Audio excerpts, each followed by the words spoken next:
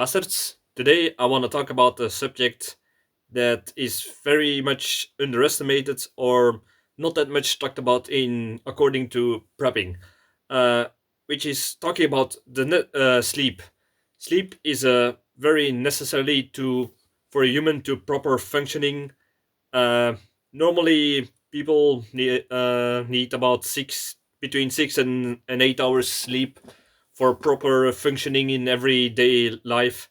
Um, but yeah, not even in these times. It's very hard, especially in the Western world. It's very hard to achieve those sleeping patterns. Why? There are several reasons for this. It's actually a whole list. I will name some of these lists because I wrote about it in my book, and it's a lot. So sometimes you will see me go off a list because it's a lot, and I don't want to miss any points. Yeah, for this, so like I said, sleep to fetch sleep properly in these times. People struggle, mostly because of the following reasons: stress, high pressure, and expectations from the job. uh, yeah, we need to be very efficiently on the work floor, and that's why people try to get so much done. But yeah, at what cost? It's say we would say, um, and too much stimuli from how do you say this, from certain handlings. I'm talking about gaming, social media, smartphones, television, other mediums. We are all, we all know when we are where when there was a show where we went binge watching, or before we go to sleep, we went on our smartphone and spent a little bit more time on my social media than we plan to. Uh, those things are the stimuli I'm talking about here. Uh, the time pressure between work, family, hobby, and also a social life. Yeah, that is a very big factor, I would say, because we all need. There are in the Western culture there are certain expectations. You got to be a good parent. You got to have a social life. You need some time for yourself. Like I said. So yeah, combining those is like juggling, and juggling is a very very exhausting to say. So that is what I mean by that. Unhealthy lifestyles, bad diets, sport, and less physical sports. So we, in a way, the Western modern culture is not that optimal in health to say. So yeah, between bad health, you got perhaps some physical problems that will make it harder for you to sleep, and I'm not even talking about the psychological problems. And now we are talking about stimulating substances. I'm talking about coffee, energy drinks, sugar, food with too much sugar, snacks, caffeine, yeah, all those things. Those are, especially when you get those in the night, it's very bad for your sleep cycle. So another thing, the dependency on a certain medicines. Yeah, Western world, we have medicines for almost everything, but a lot of those medicines have bad side effects. And even then, when we're talking about irregular medicine, what do we do when we sleep bad? We take sleeping and calming tablets, which onto which we built a dependency on. So that's already bad. Um, yeah, and then there are things like alcohol, marijuana. Those can also disturb your patterns. And then I'm not even talking about people who do hard work. So that's all the way off the charts. All right. Another problem is the financial relationship problems, but those we can actually put together in the category of what's been expected of people. Artificial light from lamps and monitors screens. Yeah, like I said, with the smartphones, television, computers, if we use those uh, before we go sleeping, that blue light that is given away from it, that can disturb the certain hormones that will provide a good night sleep. So I would suggest to look it up about the effects of blue lights. It's very interesting actually. And of course, over over time at work, if you work in night shifts or in certain teams at how do we say this, at certain workplaces, your hours can change, so that's very difficulty to get a regular sleeping pattern. So those were all the regular factors that are disturbing sleep in regular times even. So now we're going to talk about um, the s- the problems you could face during bad times, like emergency situations, um, bad scenarios, war, all those things that could get more factors that will affect your sleep. It's yet again another list, so I will read it so I don't miss any point. Stress, tiredness. Um, how do I say this? Afkikverschijnselen, like when you're trying to get off certain substances, because during war or emergency situations or disasters, certain things will not be available. So sugar, caffeine, alcohol, when we, so even social media and gaming, when those things are not available, we get cranky, and when we get cranky, we will not sleep well. Some people will have more problems with that. Other people will adapt faster. So depends on the person actually. um yeah, and also the silence actually, yeah, that was a very good point, because it's underestimated when the electricity falls out and normal life stops. It gets silent. You will notice it. So when times when there are no cars, less people on the street, less social gatherings live, music, music and such, imagine when everything is silent.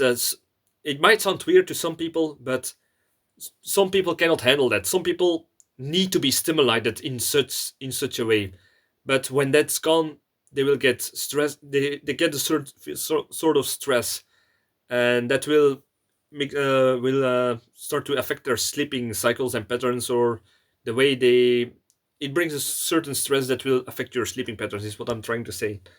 um, Homesick, when you need to move, evacuate, or you are staying at a new place, that can affect your sleep, especially when yeah, because of the stress or the long time of the relocation. Hunger and shortness of certain nutrients. Those are also things that could affect your sleep in a disaster situation. Uncertainty about the future, yet again, this is some a sort of stress, but yet again, a big factor. Traumatic experience, yeah, like during a evacuation, the chaos. Perhaps you saw wounded people, you saw conflict, you saw destruction, or your way of life just being crushed. That's something that will haunt you in your dreams in a way. Even when the times are back good again, you will suffer from people will suffer from nightmares or post-traumatic stress syndromes, and will have problems with their sleep even after a disaster. And a paranoia. Yeah, imagine when governments are not fully operational. Most of the people you know are gone or evacuated. You and professional healthcare like ambulances, hospitals are not around. That brings a certain stress about uncertainty. Yeah, you are responsible for yourself, your partner, your family, your children. You are now in a way responsible for more. You cannot just call for an ambulance when one of your kids is severely wounded. You have to make decisions that will affect life and death. So that will bring also stress that will affect your sleeping patterns. Or even when nothing happens, you can still think, oh, what shall I going to do when that happens or this happens? That will affect your sleep severely. So yeah, and those are just things that might happen. All right. Yeah, the when you have these shortening of sleep cycles, yeah, that could form many problems, and will and you will be demanded more endurance. And a good example is during the World War II, the factory workers in the Soviet Union, they were mandatory to work 60 hours to keep everything running, keep on running because of all the chaos, the German invasion, the war, the production to try. Because yeah, I would say read about it because it's a very interesting time to see how people react in and still keep some sort of society and rule of law. But factory workers were told to work 60 hours a week.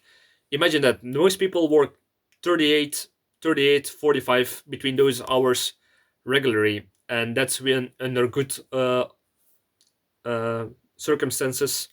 So imagine when there is wartime, you need to produce, or you will other or people will die in a way, because if you do not, like the Soviet factory workers, if they didn't produce enough weapons, then the army could not be supplied, and the army would collapse because of the attacks of the invaders.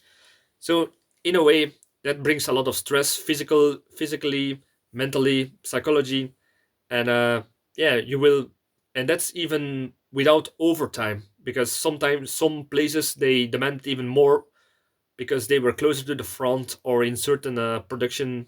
So yeah, those things can demand a lot of you, and you will lose very much sleep about it.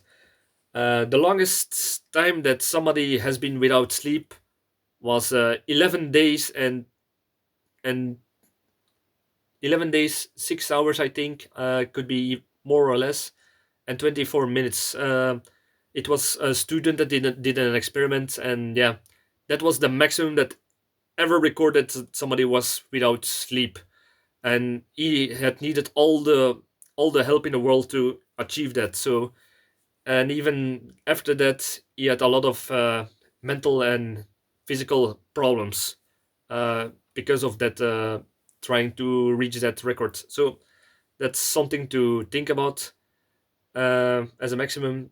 Talking about which the symptoms of when you're starting to lose too much sleep are the following: tiredness, loss of concentration, mood swings, dark circles below the eyes, slower reaction, slower talking, um, daydreaming, and I don't know how to say this word in English. Knickable. It's like when you start to fall asleep, but not yet. Disorientation, paranoia, hallucinations. These are the things that happen in further stages. And from a certain point, you got microsleeps. Microsleeps is something that the body will, that is severely deprived of sleep, will start to have microsleeps, which is a way that your brain shuts down for a few seconds and then wakes, and will keep doing that, like I said before, and that's a way to keep the body running without more damage. So from a certain point, you just, no matter what happens, no matter the stimuli or the circumstances, from a certain point you just fall down and you sleep on the spot, like that guy after 11 days. So that's everyone has a certain limit, I would say. Uh, Now I want to talk about the misconceptions about sleep deprivation. We all know the how do you say this, the examples of people who are saying about, like, when you say you're tired and such, what do they say? Oh, think about soldiers, how they lose sleep. Think about managers and CEOs, and then they call some certain super CEOs, like perhaps who are super efficient in their profession, I guess. Scientists, pop stars, musicians, all those people, they point at them and say, "Look, if they can do it, you can do it." But that's a big misconception. We all know about those examples, especially the military. No, wait. First, I want to talk about the civilian life, about the CEOs and the musicians who just working days after days with just few power naps, they say, and they just keep on going, and everybody wants to know what is their secret. Well, you know what their secrets are. They get a hell of a lot of help. What do I mean by that? The CEOs and pop stars. Do you ever notice that they are most likely the ones who use drugs? Like we all know the CEOs who use cocaine, the musicians who also are often using drugs to cope with sleep deprivation because of their many hours of work or concerts or something. So that's something we need to think about. And why is that? They get a lot of assistance. Every pop star, musician, CEO, they have all these secretaries, assistants, workers who will do everything. They are organizers, so they can say, "Oh, you do that part of the work, so I can that is some preparation work for me." And they all the people will do everything. They will get their coffee, they will get their their appointments ready, put in all the work. Yeah, of course, if you have people who will do that all for you, of course you are super efficient. They already have the money to pay those people, so yeah, being efficient costs a lot actually. um, yeah, so that's something to you need to realize about those highly efficient people actually. The and now we're going to talk about the military, where they point to, so like they say, oh, in the army you would not be sleeping, like you would get more sleep than this. So where it's sort of a way to pep someone up, to say just bite through it and get on with your work. But actually, that's a very bad example in my eyes, because the military works like this. There is a certain tests there are certain tests and basic training they have to go through. Well, a lot of people don't get through those tests and trainings. They fall off, and what do you get? In that way, you in a way start to select more. You will select automatically people who are more fit to go without sleep for longer periods of times, especially in the army, where there are high demanding jobs like officers, special forces, or people who are doing some specialty work, who are trained, not only trained, but they are more selected because they need less sleep. So when the next time when somebody says, "Oh, think about the soldiers," no, they get the people who will not cut it are selected out of the selections and the training. So think about that. Um, there are certain reasons for this. Like I said, there are recruits whose biology need more sleep to function properly. They get selected out during the training. They need less sleep from naturally. Um, yeah, and from the special forces guys who can go days without sleep and still do all this incredible work. Yeah, that's a fraction of the population. The It's like the selection procedures in the special forces of Belgian army. Only 1 in 20 gets through those. So imagine, of all the people who went into training, from those training, who were already in the military, only 1 in 20 makes it. So that's gives you something to think about what sort of people uh, get into those positions. And another thing that is often not mentioned is uh, people in the military often get some sort of stimulating substances. Yeah, you don't hear that in the news, but it's been since the dawn of man. People who are in combat, they use stimulants. There is how do you say this? The Zulus, they use some sort of hash they smoked to get more stimulating. The Inca soldiers, they chewed on coca leaves, which is where cocaine is made from, and they chewed it so they get less tired and less hungry, and they could march longer. Those are examples from early warfare. During World War II, there were amphetamines and cocaine and such. So, for especially for pilots, almost all pilots in World War II, they had some sort of a substance to keep them awake for always being more alert and to for less sleep for combat missions like during the Blitz or in the Pacific and such, or long distance flights. Tobacco is also another thing that was spread out in World War II. Amphetamines for soldiers. In the Vietnam War, like, there were benzodrine tablets to keep soldiers more alert and longer awake during operations outside of the bases. And even in modern times, sorry, I'm always looking over there, but it's for the names to remember. In the Middle East, by even Americans and even ISIS soldiers and other fractions in the Middle East, they used Captagon, Modafinil for combat pilots, ground soldiers, and insurgents. They all use this stuff to keep them longer awake. So yeah, don't think they most of those soldiers do it naturally. All right, so that's another thing. And yeah, so sleep. What can you do about it to get better sleep? Uh, yeah, it will not take a genius to figure this out, but these are the tips to have better sleep patterns, even during harder times.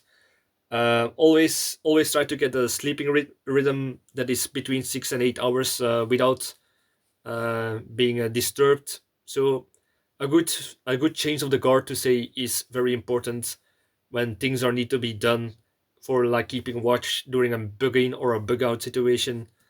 Um, it takes when you try to how do we say this?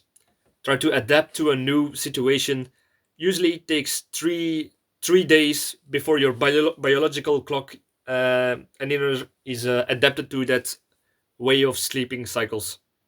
So when you move somewhere, it will usually take 3 days before you're adapted to it. Everybody who had a jet lag knows about this when they got from a plane. Don't eat before sleep because your body will start to their metabolism will start to kick off like a engine, and yeah, when you get more energy, it will be harder to get to sleep. And this, yeah, don't drink before sleeping because yeah, you have to go. Otherwise, you have to go to the toilet. Some people are very sensitive for this, like me. Usually, I don't drink before I go to sleep because I know between 5 hours I will need to take a piss. So that could cut in my sleep. Sometimes I need to take a piss, and then it's like, oh, I still have 2 hours to go.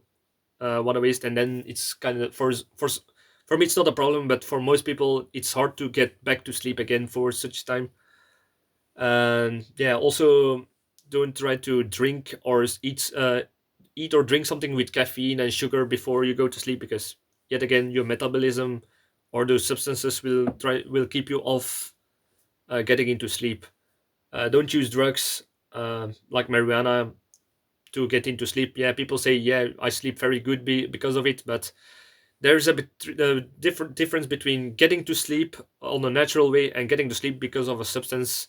It's a very different way because when I drink a lot, I always have problems with getting to sleep because I'm a lucid dreamer and it fucks with my dreams, and yeah, then I don't have a good dream, and so then I have a bad sleep.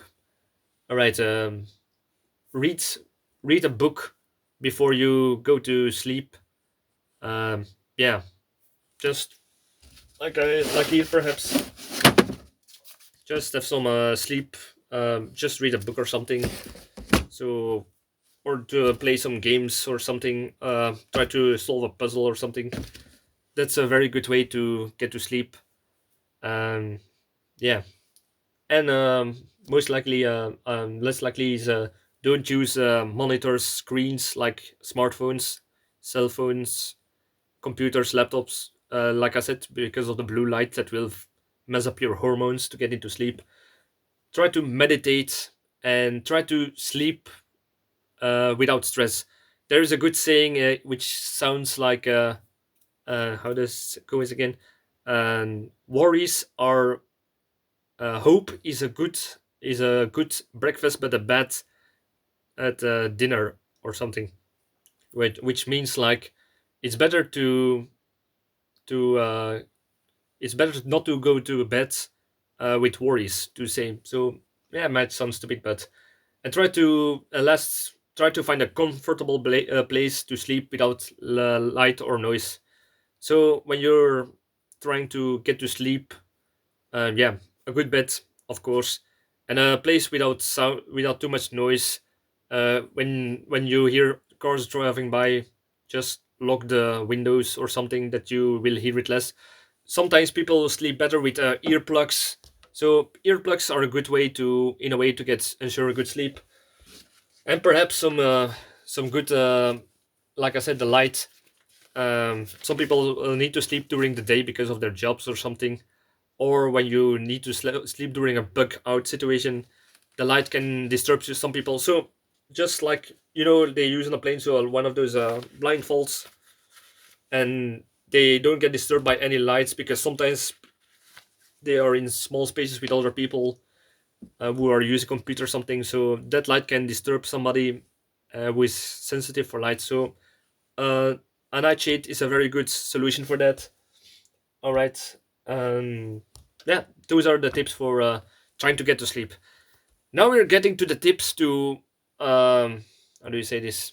To for when you need to be stay awake a little bit longer. I would not suggest to do these things, but sometimes it's needed during a bug out, perhaps during a bug in when you need to always watch around for criminals, thieves, or perhaps robbers, criminals that might take advantage of a situation where there is a blackout and you need to stay awake to protect your family, your house, your kids, and such. So yeah, these are things that can be used for that, but I would not recommend it for a longer period of time. It's perhaps good for a short period of time, but you cannot expect this to people to do this for more than a week, I would say. All right. We'll start with the first of all, take every 3 hours power naps from 10 to 50 minutes to prevent that you're dozing off. And yeah, the thing about power naps is some people, when they are very tired, they will start to take a power nap, but they will start to get into a deep sleep. What do you do about that? Well, when you're not alone, you can just ask somebody else to wake you up after 50 minutes to get you out of your power nap and do your thing. But when you're alone and you need to stay awake, there are certain things I would advise to do. First of all, just uh, set a clock like on your cell phone, 50 minutes, and it will wake you up. If you cannot do that, there are certain things, alternatives. You can have one of those mechanical clocks that you can start to put on and doesn't need batteries, so there's no worries about that. If you don't have those, just an egg cooker. Just set it all up to 50 minutes. It will wake you up. When you do not have those, like during a bug out situation, you can take your car keys or just a mug, just a mug, and hold it in your hands. So you're starting to sleep. Let's say you keep it in your hands and you're on a chair. You're sleeping. Let's imagine that this is next to me. I'm holding it. I'm starting to take a nap, but from the moment I start to get into a deep sleep, my hand will relax and you wake up. That's a good way to to assure yourself that you don't fall into a deep sleep and you wake up after a certain time of period. If you do not trust that, there is a certain way they used to make alarms in days, like we can see. These are carved in certain patterns to see how much it takes for the candle to burn at a certain time. What would they do? They would place this on a scale, on a metal plate or something, put a screw in the candle or a nail, and when it's burned out to a certain period, to a certain layer, uh, the nail you put in a certain knot that you carved before will fall on the iron plate, and it's a certain, in a way, a certain improvised clock to say. But to be honest, you waste some candles because of this. But it's just an idea. It's just a way to improvise. All right. The next thing, eat something with sugars. Eat something with sugar. What can you do? You can eat just package so one of those packages with sugar. You can eat some real honey. Um, yeah, those things you can do to keep yourself a little bit awake. Don't eat this important. Don't eat too big meals. We all know when we had most people during a Christmas dinner or something, or an all-you-can-eat buffet. When you eat and keep eating just for eating, you will start to feel you start to doze off. You start to feel sleepy. I call it I call it because of a certain uh, series I looked in when I a few years ago. It's called food coma. I don't know. It's like your body when it get too much energy to process your metabolism, you will start to slow down to get all that too much energy and food get slower to the body so it can be more efficiently be uh, processed to say. So that's why your body will start to make hormones that will make you sleepy. So that's a thing. I hope somebody learned something from this because it's very interesting actually how the human body works. um, the use of so what I would say is eat no big meals but eat small in smaller portions. All right, and the next, the use of stimulating substances. Yeah, what uh, what can you use? There are certain things you can use. You can use something like coffee for caffeine, of course. Um yeah, you can use energy drinks or just sodas, which contain taurine, caffeine, and all those things. It's very unhealthy, but when you need to stay awake, um, you can use it. These are some other things. These are caffeine pills. I believe, if I'm not mistaken, it's like one pill is the equivalent of caffeine from 60 cups, 60 or 50 cups of coffee. So when you take one of these, you will get your caffeine fix. I will assure you that, and you will stay awake a good time. But the problem with these stimulating mids substances is you stay awake longer, but the crash will be harder. It will take more time to recover from it, like from a caffeine or a sugar crash. So that's something to think about. And these are the legal substances. There are certain drugs like cocaine or amphetamines, which are very hard drugs, and they like I said before, the military use them a lot. Um yeah, but to be honest, if you're gonna use those, the crash will be even more, and then there is more even problems to get addicted to them. So it's a big difference between being addicted to um, amphetamines than to coffee. To say, um, let's be let's agree on that. So yeah, that's a very problematic when you need to use these. Like I said, the crash is bigger than the payoff actually. So yeah, depends on the situation, I guess. Like in a bug out situation, a few of these caffeine pills can help you through. So you can put those in your bug out bag, perhaps. Um, the social contacts. What do I mean by that? Certain people's this depends on the person. Some people thrive with like you got how do you say this, introverts and extroverts. Some people who are introvert, it takes a lot of mental energy, and that will turn into physical, of course, after when they have to interact with people longer. So when you are doing some sort of guard duty or something, and you're an introvert and you need to interact with a lot of people, it will take more of you, and you will be tired quicker than somebody who is extrovert. But yet again, the opposite is the same. When somebody is more extrovert and they are guarding something, or they need to watch out with less stimuli, like they're somewhere alone, just keep watching the area with no other people to talk to, then it's for them more exhausting mentally and physically, so they will need to need to get to sleep faster. So in a way, depends on what kind of personality you got. You need somebody else to keep you awake by just chatting, talking, or something, or you just need to get some off of you when you're like an introvert, and you function better when there is not too many people around. So depends on the personality, like I said. And psychological psychological stimulation. What do I mean by that? Those are things like inspiring music, songs, psalms, to boost up morale. Yeah, those are things like in the movies, like when somebody start to sing and everybody start to sing with them. That could work in a certain way to keep everybody more alert. To play music, perhaps, for some people is something to keep them awake, to keep them focused and busy, like people who are need to be stimulated. Um, yeah, or some to sing to keep you awake. That's also a good thing to help you to stay a bit awake longer. But the problem is these kind of stimuli, they need to be sporadic. To say, you cannot say, oh, every hour we're going to play a song, or we're going to sing a song.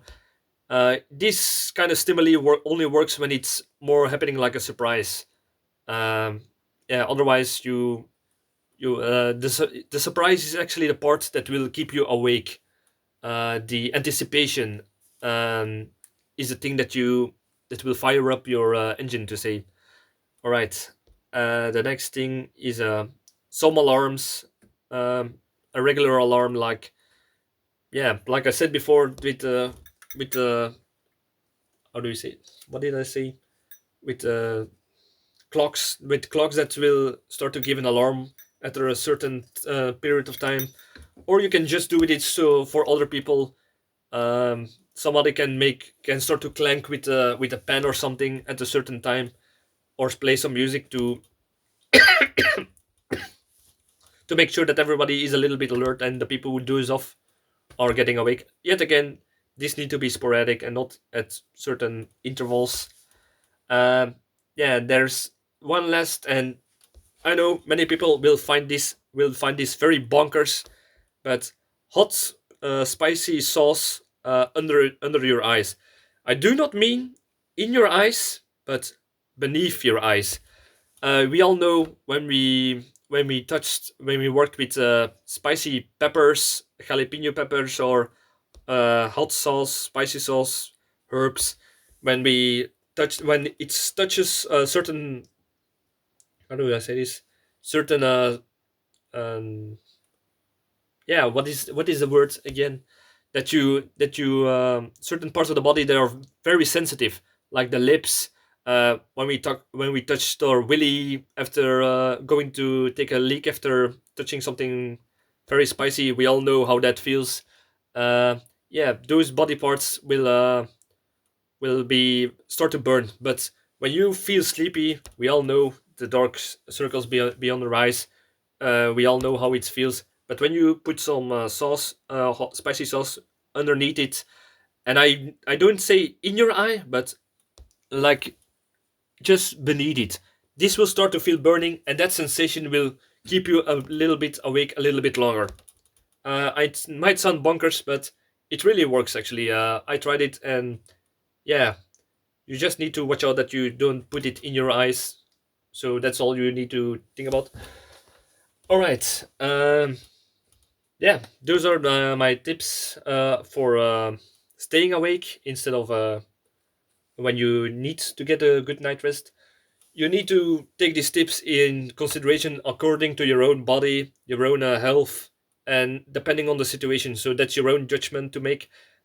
These are just the tips I just gave and information. You can all look it up, because sleep, sleep is a very interesting subject to me, especially about dreaming. But nonetheless, I would advise to look some information up, look about facts, uh, which is not like listen to a military guy to say, "Oh, I did." I did this and this. Like I said, these guys are not naturally selected and trained for this.